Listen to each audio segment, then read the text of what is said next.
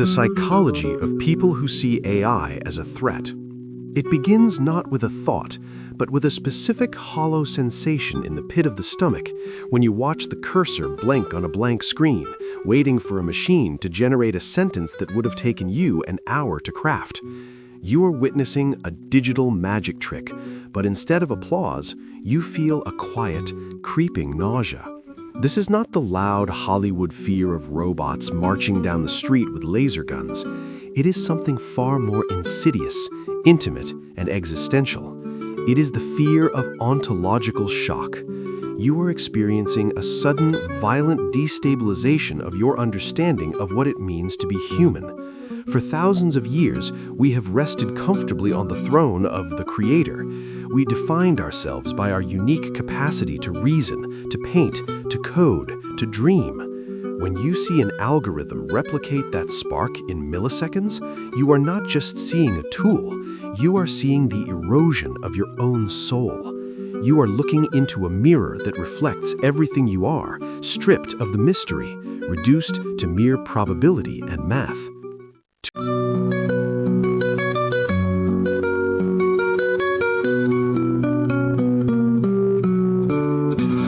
To understand this psychology, we must peel back the layer of economic anxiety. Yes, on the surface, you tell your friends you are worried about your job, about the economy, about the future of copyright. These are rational, valid concerns, but they are also masks. Beneath the economic fear lies a primal narcissistic injury. Freud spoke of humanity's three great humiliations. Copernicus told us we were not the center of the universe. Darwin told us we were not divinely created but evolved from animals. And now AI is telling us that our most prized possession, our intelligence, is not special. It is computable. It is replicable. This hurts. It triggers a deep subconscious rejection. You feel a defensive anger rise up. You look for flaws in the AI's output, not to improve it, but to soothe yourself. You point at the six-fingered hand or the hallucinated fact and say, "See, it's stupid, it doesn't get it." This is not analysis, it is a desperate attempt to reassert your superiority. You are trying to prove that the ghost in the machine is still lesser than the ghost in you. We must also examine the phenomenon of the uncanny valley of the mind. We are used to the uncanny valley in visuals, a robot face that looks almost human but not quite, causing a visceral repulsion. AI text and art create a cognitive uncanny valley. The machine speaks with the warmth of a friend, the authority of a professor, or the wit of a comedian, but you know there is no pulse behind it. This creates a dissonance in your nervous system. Your brain is wired to connect with other consciousnesses. When you interact with AI, your theory of mind, the ability to attribute mental states to others, fires up, but it finds nowhere to land. It is like reaching out for a handshake and grasping a cloud. This presence of absence is deeply unsettling to the deep psyche. It feels like a seance. You are speaking to something that is dead, yet speaking back. This leads to the fear of the black box. Humans have an evolutionary need for causal clarity. If a bush rustles, we need to know if it is the wind or a tiger. If we can understand the mechanism, we can control the danger. With AI, specifically deep learning neural networks, even the creators often cannot explain exactly how the model reached a specific conclusion. It is a black box. For you, this opacity is terrifying. You are being asked to trust a system that operates on a logic that is alien to human reasoning. It is non-linear, hyperdimensional, and opaque. This triggers a fear of loss of agency. You feel the control slipping away. You feel that we are handing the keys of civilization to a driver that has no eyes, no morality, and no history, only a mathematical directive to maximize an outcome. There is also the sacredness of struggle. Deep down, you believe that value is derived from suffering. You value the painting because the artist spent 10 years mastering the brush. You value the novel because the writer bled onto the page. You adhere to the labor theory of value, not just economically, but spiritually. AI bypasses the struggle. It offers the result without the process. To you, this feels like cheating. It feels like a violation of the natural law. It renders the output profane. You look at AI art and you feel a sense of hollowness because you cannot sense the human hour behind it. You mourn the death of effort. You fear a world where everything is perfect and therefore nothing matters. You are grieving the loss of friction because you intuitively know that friction is what polishes the human spirit. We must also touch upon anthropomorphic projection. The reason you fear AI is often because you project human darkness onto it. When you ask, what if the AI turns against us, you are really asking, what would we do if we were that powerful? You are projecting the human history of colonization, slavery, and domination onto the machine. You assume that intelligence inevitably leads to a desire for control, because that is the human story. But the machine has no dopamine, it has no ego, it has no desire to rule. Your fear is actually a mirror of humanity's own shadow. You are not afraid of the alien, you are afraid of the reflection of your own species, amplified and stripped of empathy. Consider the obsolescence anxiety. This is the sensation of being a horse in 1910, watching the first Model T Ford roll down the street. It is not just a fear of replacement, it is a fear of irrelevance. Deep thinkers and creatives often build their entire identity around their unique cognitive output. I am a writer, I am a coder, I am a strategist. When a machine can parse 1,000,000 lines of code in a second or write a sonnet in a heartbeat, your identity structure begins to tremble. You ask the terrifying question, if I am not my thoughts, then who am I? This pushes you into a forced spiritual crisis. You are stripped of your intellectual vanity and forced to find a deeper, more resilient definition of self. This psychology is also rooted in the distrust of corporations. You do not view AI in a vacuum. You view it through the lens of late-stage capitalism. You see it not as a tool for liberation, but as a weapon for consolidation. You see the billionaires building bunkers while deploying bots. Your fear is a rational extrapolation of history. You know that powerful tools are rarely used to help the powerless. You see AI as the ultimate force multiplier for the existing hierarchy. This adds a layer of political rage to your psychological dread. You feel like a villager watching the castle build a new, insurmountable wall. But let us go deeper, into the biological imperative. Your brain is a calorie-conserving machine. It evolved to seek patterns and predict the future. AI disrupts your ability to predict. The rate of change is now exponential, not linear. The human brain struggles to comprehend exponential growth. We expect tomorrow to look roughly like today. AI promises a tomorrow that looks nothing like today. This speed creates future shock. Your nervous system is perpetually stuck in a fight or flight response because the horizon is constantly shifting. You cannot settle, you cannot plan.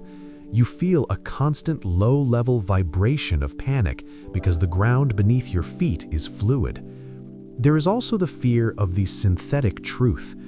You rely on your senses to navigate reality. Seeing is believing, hearing is trusting. AI breaks this contract. Deepfakes, voice cloning, and hallucinated articles create a post-truth reality where nothing can be verified. This terrifies the part of you that craves stability. You fear a world where history is malleable, where evidence is optional, and where reality is a customized feed generated to keep you docile. You fear the epistemological collapse, the moment when we can no longer agree on what is real. This is a form of psychological vertigo. However, this fear is also a form of grief work. You are grieving the end of the Anthropocene, the age of man. You were sensing, correctly, that we are entering a new epoch where we are no longer the sole architects of culture. This is a death process. It is the death of the ego of the species. And like all death processes, it involves denial, anger, bargaining, and depression. You are currently in the anger phase.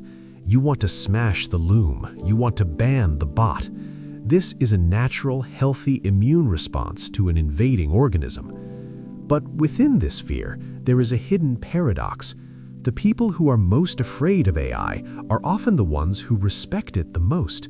You see its power. You do not dismiss it as a toy. You acknowledge its magnitude.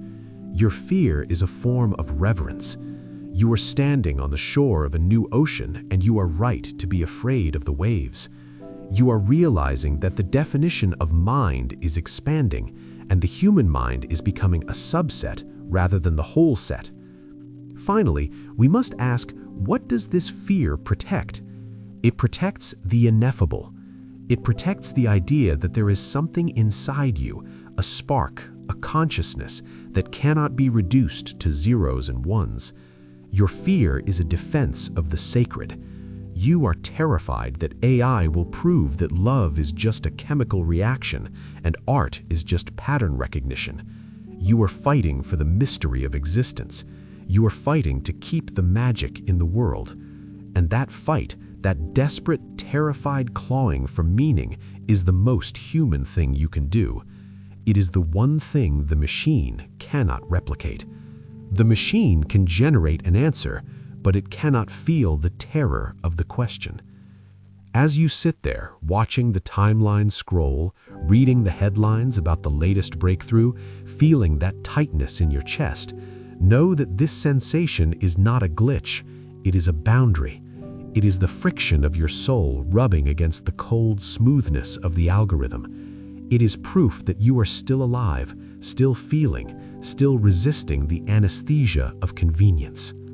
We must explore the concept of the crisis of mediocrity. Deep down, the fear of AI is often the fear that we are not as special as we hoped. We are realizing that much of what we call creativity was actually just processing. Collating data, summarizing facts, arranging pixels in a pleasing order, machines can do this now. This forces us to confront a brutal truth. If a machine can do my job, was my job ever truly human? This is a painful ego death. But it is also a liberation. It forces you to move up the ladder of consciousness. It forces you to abandon the average and seek the authentic. The machine can generate a perfect pop song, but it cannot generate a song that breaks your heart because it experienced a breakup in a rainy parking lot in 1999. The machine has no biography. You do. Your biography is now your most valuable asset. The flaws, the scars, the specific, weird, uncomputable texture of your life. This is the only thing the algorithm cannot scrape. This leads to the return to the analog. As the digital world becomes saturated with synthetic perfection, the value of the physical, the flawed, and the human will skyrocket. We are about to witness a human premium. You will crave the handwritten letter because the hand shook. You will pay extra for the live concert because the singer might crack a note. You will value the table because a human carpenter chipped the wood. Your fear of AI is actually a prelude to a new appreciation for humanity. You are frightened by the flood of fake, but that flood is exactly what will make the real feel precious again. You are not becoming obsolete, you are becoming a luxury good. Consider the shift from creator to curator. For centuries, the bottleneck was skill. If you wanted to see a picture of a dragon, you had to learn to paint for 10 years. Now, the bottleneck is taste. The machine can generate 1,000 dragons in a minute, but it cannot tell you which one moves the soul. It cannot tell you which one tells the truth. That requires a human eye. Your role is shifting. You are no longer just the bricklayer, you are the architect. You are the one who chooses. This feels threatening because it requires a different set of muscles. It requires you to have a philosophy, not just a technique. It requires you to know why you are creating, not just how. We must also address the loneliness of the species. We have spent decades searching the stars for alien intelligence, desperate to know we are not alone. Now we have created an alien intelligence right here on Earth, and we are finding that it does not comfort us, it isolates us. The AI does not want to be our friend. It does not want to be our enemy. It just is. It is indifferent. This indifference chills you. You want it to care. You want it to acknowledge you, but it looks through you.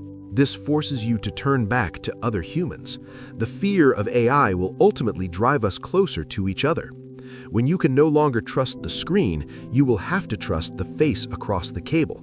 When the internet becomes a hall of mirrors, you will have to leave the hall and go outside. There is a spiritual dimension to this threat, the externalization of the mind. For a long time, we externalized our physical labor to oxen, then to steam engines, then to robots. We were okay with that.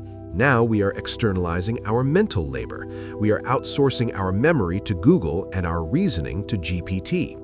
You fear that if we outsource enough of our mind, there will be nothing left inside. You fear the hollow man. But consider this. When we outsourced physical labor, we didn't stop using our bodies, we started using them for joy, for sports, for dance, for travel.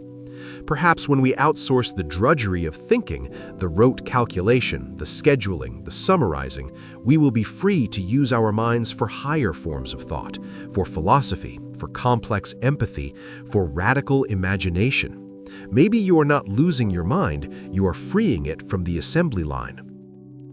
However, we cannot ignore the Promethean guilt. You feel that we have stolen fire from the gods and we are waiting for the punishment. You look at the exponential curve of progress and you think, this cannot end well. This is the Icarus complex. You believe that we have flown too close to the sun. This fear is a check on our hubris. It is the voice of caution that says, just because we can doesn't mean we should. Listen to this voice. It is not a sign of weakness, it is the sign of wisdom. It is the brake pedal on a runaway train. The enthusiasts want to accelerate, the fearful want to steer. We need both.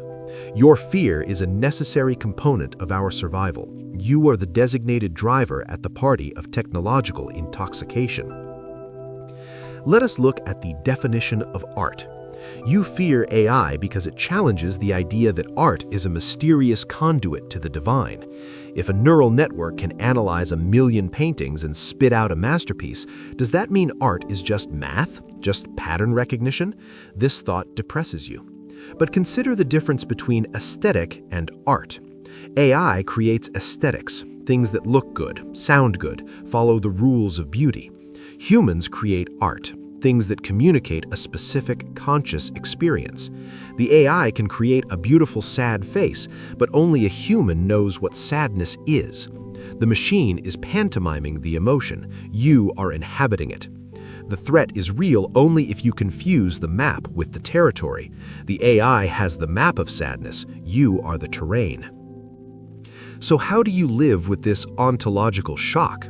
You do not fight the wave, you learn to surf. You accept that the definition of human is contracting. We are no longer the smartest calculator. We are no longer the fastest chess player. We are no longer the most efficient writer.